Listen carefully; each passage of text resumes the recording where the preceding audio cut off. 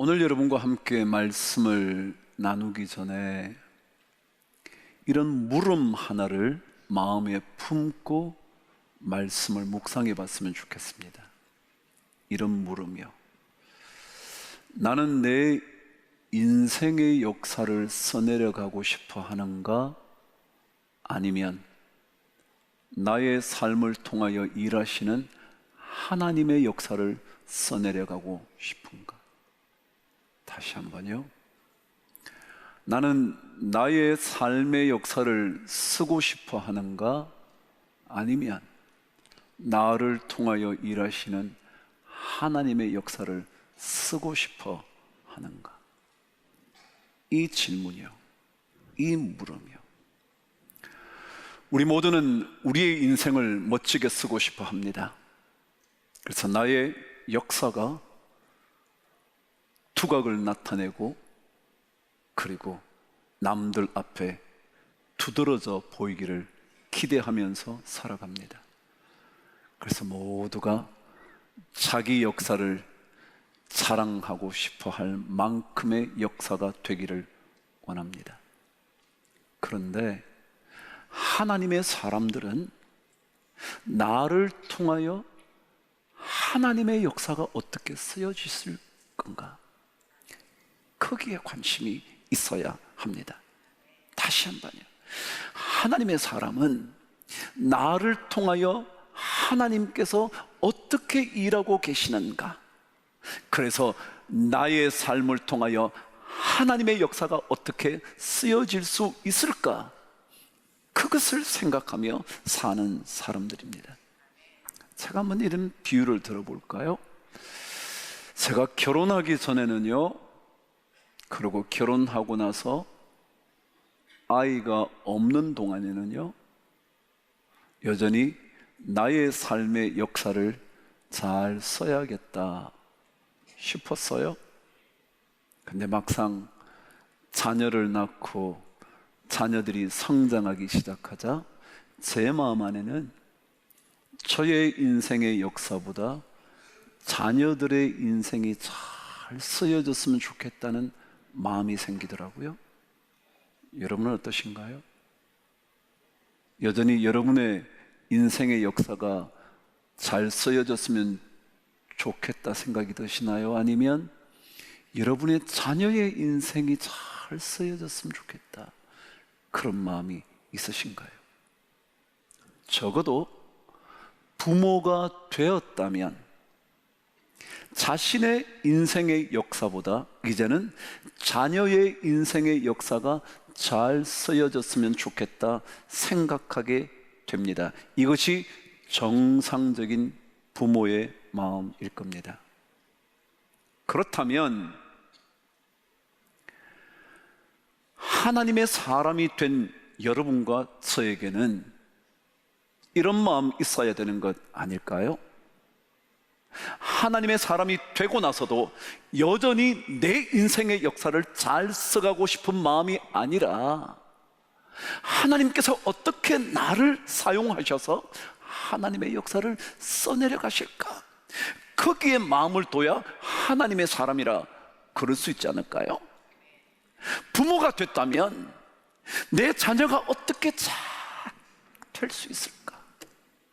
그래서 혹시라도 나의 삶이 자녀의 앞길을 막으면 어떡할까? 그런 마음 있어야 되는 거 아니에요? 그런 것처럼 하나님의 사람이 되었다면 내 인생의 모든 상황과 시간을 통하여 하나님의 역사가 어떻게 나를 통하여 쓰여질 수 있을까? 그런 마음 있어야 되지 않겠냐고요. 제가 하나님의 역사를 써내려 가는 사람의 말씀을 나누며 첫 번째 강조한 단어가 그러나였습니다. 그러나라는 말은 이제껏 인간의 삶 속에서 살아왔던 삶의 역사가 이제부터 주님께서 제시한 새로운 기준에 따른 역사를 써내려 가도록 주님이 말씀하시는 거거든요. 너희가 이제껏 이렇게 들어왔지만 그러나 나는 이렇게 너희들에게 말한다. 그러니 이 기준에 따라 인생의 역사를 써보면 어떻겠냐? 그런 얘기 아니에요? 그 당시에 로마의 지배를 받던 유대인들에게는 고통스러운 시간이 참 많았습니다. 그 중에 하나는 이런 것도 있었습니다. 성경에도 주님께서 누가 너희로 억지로 오리를 가자 하면 어떻게 하래요? 십리를 가라, 그런 얘기가 나와요. 이것은 왜 등장했느냐 하면 그 당시 로마 군사들에게는 이러한 권한이 있었습니다. 어떤 권한이냐 하면 자신이 짐을 들고 가다가 유대인을 만나면 그 유대인에게 자신의 짐을 넘겨주면서 야, 이거 지고 나 위에서 오리 좀 가. 그럼 가야 되는 겁니다. 그래서 그 무거운 짐을 자기가 짊어지고 로마 병정을 위하여 오리를 걸어가는 겁니다. 2km를 걷는 겁니다. 한번 생각해 보시죠. 어느 날 하루의 고된 일과를 마치고 드디어 집이 눈앞에 보입니다. 아이, 오늘 힘들었네, 가서 좀 쉬어야지. 그러고 있는데 저기서 갑자기 로마 병정이 딱 나타나니 야, 너 일로 와봐, 일로 와봐, 일로 와봐. 그러고는 짐을 주면서 오리를 가자고 말하는 겁니다. 여러분 어떠세요? 가고 싶으세요? 안 가고 싶으세요? 안 가고 싶죠. 그래서 억지로, 그럼에도 불구하고 평사의 명령이고 그것이 법이었으니까 가야죠 뭐. 그래서 치고 가는 겁니다. 속으로 불평이 막 일어납니다. 아유, 이거 잘못 만나가지고 오늘 일진이 참 좋지 않네. 그럼 가는 겁니다. 그러고 드디어 오리를 가서 짐을 내려놓고 집으로 되돌아와 들어오면서 막 불평을 쏟아냅니다. 아이고, 내가 오늘 집에 다 왔는데 갑자기 로마 병사를 만나가지고 어쩌고 저쩌고. 야, 이게 뭐야, 이게 뭐야, 뭐야, 우리 인생 이게 뭐야. 집안 분위기가 다 어두워집니다. 근데 그것이 우리 인생의 역사라면 주님은 억지로 오리를 가자는 사람에게 뭐요? 십리를 갈. 로마 병정에게 아, 병사님, 오리 다 왔는데 좀 더 가셔야 됩니까? 제가 가드릴게요. 제가 오리 더 가줄 수 있습니다. 목적지가 어딘지 말씀해 주세요 라고 말하는 그것이 그리스도인의 삶이다. 주님께서 제시한 새로운 삶의 기준에 따라 우리의 삶의 역사를 써내려 간다, 그런 거거든요. 하나님의 사람은 세상의 역사대로 자신의 인생을 써내려가는 것이 아니라 하나님께서 제시해 주신, 그래서 하나님께서 나를 통하여 이루어 가시는 그 역사를 한번 써내려가 보는 것. 그래서 주님은 끊임없이 이렇게 했지만 그러나 오른뺨을 때리거든 왼뺨을, 속옷을 달라 하면 겉옷을, 이렇게 계속 하나님의 역사를 써가는 겁니다. 세상의 역사대로 말하면 내가 왜 가야 되는데 어림도 없죠. 그러나 하나님의 사람들은 하나님의 역사를 써나가는 겁니다. 그래서 이런 질문이 우리에게 있어야 합니다. 나는 진짜 내 역사를 쓰려고 하는가, 아니면 하나님의 역사를 쓰려고 하는가? My history를 쓰려고 하는가, 아니면 His story를 쓰려고 하는가? 누군가의 말대로 history라는 역사라는 단어는 그분의 역사, His story를 합쳐서 history라 그런다, 그러기도 하잖아요. 우리는 그분의 역사를 어떻게 하면 써볼까? 이게 예수 믿는 그리스도인의 삶이거든요. 그렇다면 오늘 말씀 마지막 묵상을 통해서 하나님의 역사는 누가 써내려갈 수 있나? 우리 첫 번째, 그러나라고 말할 수 있는 사람. 두 번째, 하나님을 두려워할 줄 아는 사람. 그것 때문에, 하나님이 두렵기 때문에 나머지 모든 것들은 두려워하지 않을 수 있는 용기의 사람. 그것만이 아니라 살려내는 사람. 어떻게 해서든지 가정을 살리고 교회를 살리고 자녀를 살리고 부모를 살리는 그런 사람. 모이기만 하면 불평과 원망을 쏟아내면서 무너뜨리려고 하는 것이 아니라, 저는 우리 장로님들이나 권사님들이 기도하는 거 보면 진짜 예수 믿는 사람 다르지. 이러면 보통 예수 믿는 사람 아니고 누가 나라를 위해서 기도하냐고요. 그냥 나라를 위해서 소리는 지르지만 뭘 이런 나라가 있냐고 그런 얘기는 하지만 진짜 나라를 위해서 기도하는 사람 어디 있냐고. 여러분, 이게 예수 믿는 사람의 삶이거든요. 이게 다른 삶이라고요. 그래서 어떻게 해서 살리는 거예요? 그런 사람들이 하나님의 역사를 써내려 간다는데, 오늘 성경 마지막 역사를 하나님의 뜻대로 써내려가는 사람은 어떤 사람인가? 마지막 묵상 한번 해볼게요. 그럼 오늘 15절부터 22절까지 읽으셨는데, 여기에서 가장 많이 나오는, 반복해서 나오는 단어 하나가 있었어요. 여러분은 흘려 읽으셨겠지만 제가 한번 다시 읽어드릴 테니까 무슨 단어가 반복되었는지 한번 보세요. 15절입니다. 애굽 왕이 히브리 산파. 17절 그러나 산파들이. 18절 산파를 불러. 19절 산파가, 그리고 산파가.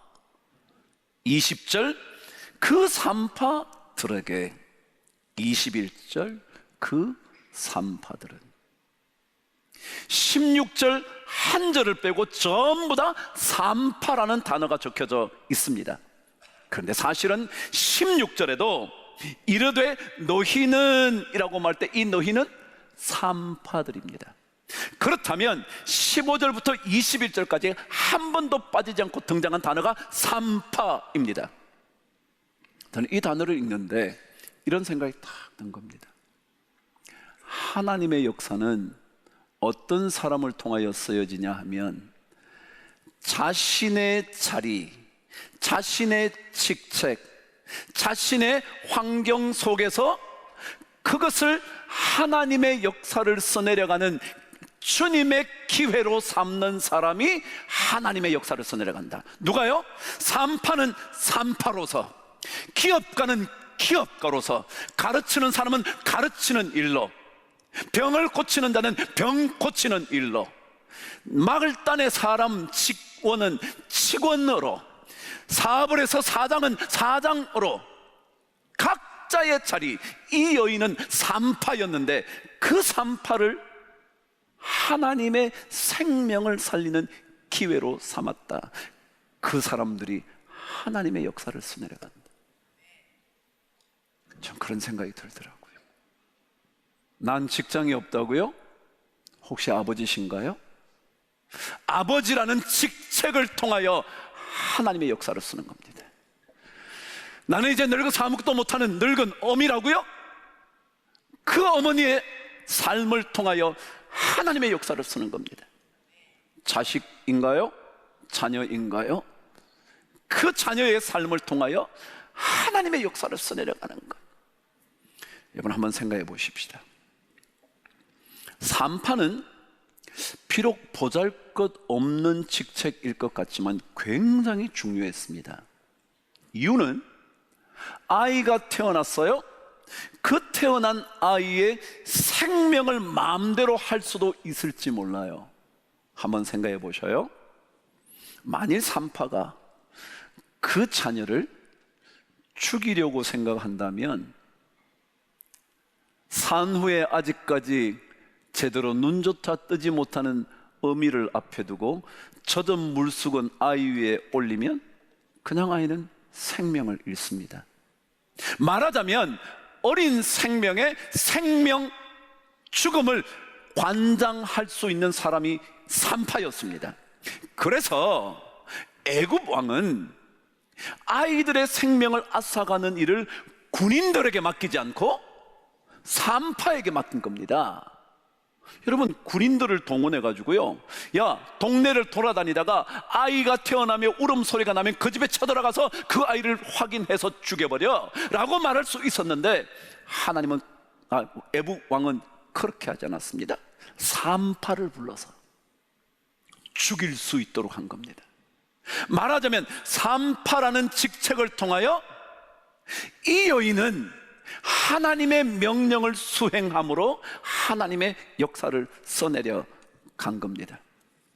여러분, 어떤 직장을 갖고 계시나요? 어떤 일을 하시나요? 어떤 직업에 종사하시면서 여러분의 일을 하시나요? 자영업을 하시나요? 장사를 하시나요? 가르치시나요? 뭘 하시나요? 그 일을 통해서 하나님의 역사 한번 써보자. 하나님의 역사 써보자. 그게 바로 산파를 통하여 우리에게 들려주는 하나님의 음성 아닐까 싶은 거예요. 결론 하나 말씀드리고 말씀을 마쳐볼까요? 그럼 제가 처음에 여러분들에게 제 설교의 제목에 대한 얘기를 했습니다. 하나님의 역사는 누가 써내려가는 거냐고. 그랬더니 여러분 전부 다가 하나님 그랬죠? 근데 제가 왜 하나님의 역사를 하나님의 써내려가신다고 하지 않고 하나님의 역사를 써내려가는 사람이라고 얘기했냐? 그럼 제가 설교를 시작했었습니다.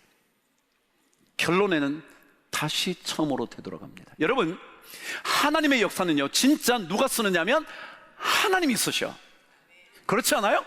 그래요. 저는 하나님의 도구에 불과해요. 하나님이 나를 통하여 일하심으로 말미암아 나는 하나님의 역사를 써내려가는 도구에 불과하고 실제적으로는 하나님이 쓰셔. 왜냐고요? 한번 들어보실래요? 자, 여러분, 히브리 산파는 십브라와 부하밖에 없었을까요? 아니면 다른 많은 산파들도 있었을까요? 그럼 그 많은 산파들 중에 어쩌다가 이 십브라와 부하는 하나님이 두려워서 애굽 왕의 명령을 어겼어요. 근데 이 두 사람의 손에서 살아난 사람 중에 한 사람이 누구예요? 모세예요. 우연일까요? 그러면 사람들 우연히 그 사람에게 그 아이 왔다는 거죠. 그런데 한번 생각해 보세요. 여러분, 십브라와 부하는 그 중에 아이 중 하나가 모세인 줄 알았어요? 몰랐어요? 몰랐어요. 여러분, 말하자면 우리 인생에는요, 우연을 가장한 하나님의 필연이 있어요. 그 필연에 이 부하와 십브라가 쓰임받은 거예요.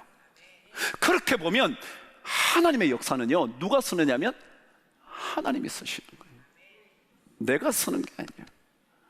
내가 이 아이를 살림으로 인하여 모세가 태어나고 모세가 살아나고 모세가 이스라엘 백성을 건져내는 게 아니에요. 나는 어쩌다가 하나님이 두려워서 그 아이를 살렸는데 그 중에 모세가 있었고 그 모세가 이스라엘 백성을 애굽 땅에서 건져내어 출애굽의 역사를 써내려간 거죠. 그러니까 하나님이 쓰시는 거거든요. 히브리 산파도 하나님의 역사를 써내려간 사람이라 말할 수 있고, 여러분도 저도 만일 그러나의 신앙을 가지고 하나님을 두려워하면서 감히 하나님의 명령을 어길 수가 없어서 애굽 왕의 명령도 두렵지 않았던 용기의 사람이 되면, 그럼 우리도 하나님의 역사를 써내려 가겠지만 결국은 누가 하는 거냐면 하나님이 하시는 거다. 그러니 우리는 또다시 주님 바라보는 거거든요. 하나님, 나를 통하여 하나님의 역사 써주세요. 하나님, 제 자녀의 인생을 통하여 하나님의 멋진 출애굽의 역사 한번 써주세요. 그러는 거거든요. 드디어 하나님의 명령을 따라 남자 아기들을 살린 히브리 산파 두 사람들의 이야기는 결론으로 이렇게 끝납니다. 하나님께서 그 히브리 산파들에게 은혜를 베푸셨고, 그것만이 아니라 그 집안들을 흥왕하게 하신지라 그랬어요. 여러분, 하나님의 역사를 써내려가면 은혜를 경험하면서 흥왕케 되는 역사를 경험합니다. 근데요, 참 놀라운 것은 흥왕하게 하신지라 라고 말씀하신 흥왕이라는 단어의 의미가 뭐냐면요, 우리는 그냥 이렇게 생각하죠. 막 사업이 잘 되고 뭐 자식도 막 좋은 직장 가고 뭐 했더니 막 그냥 무조건 되는 일이 막 쏟아지고 막 이런 걸 흥왕이라고 그러잖아요. 근데요, 히브리 원어의 이 흥왕이라는 단어는 이런 뜻입니다. 일하신다, 이루신다, 일하셔서 마무리하신다 라는 뜻입니다. 그러니까 흥왕이 우리가 생각하는 대로 내가 뭐 잘되고 건강해지고 막 이런 건 물론이지만 그 뜻의 깊은 의미는 뭐냐면 하나님께서 이루신다는 거예요. 하나님이 일하신다는 거예요. 하나님은 이 암울한 시기에, 암흑의 시기에, 모든 아이들이 죽어가는 그 시기에도 뭐 하신다고요? 일하고 계신다. 일하고 계신다. 우리 다 예수 믿잖아요. 예수 믿어. 예수 믿으면서 이런 일도 하고 저런 일도 해요. 노래도 하고 춤도 추고 뭐도 하고 다 하지만요, 근데 그 모든 것을 통하여 하나님을 드러내는, 하나님의 역사를 써내려가는 그런 기회로 삼기만 한다면 하나님은 여러분과 저를 위하여 일하기 시작하는 거예요. 나는 세상의 어떤 것들을 쫓아가지 않아. 나는 영원의 것을, 영원한 것을, 나는 무언가 내게 이루어지지 않아도 괜찮아. 믿음으로 그 길 걸어가. 안 되면 그만이지 뭐. 아니면 말아. 그게 우리 예수 믿는 사람의 써내려가는 역사일 거예요.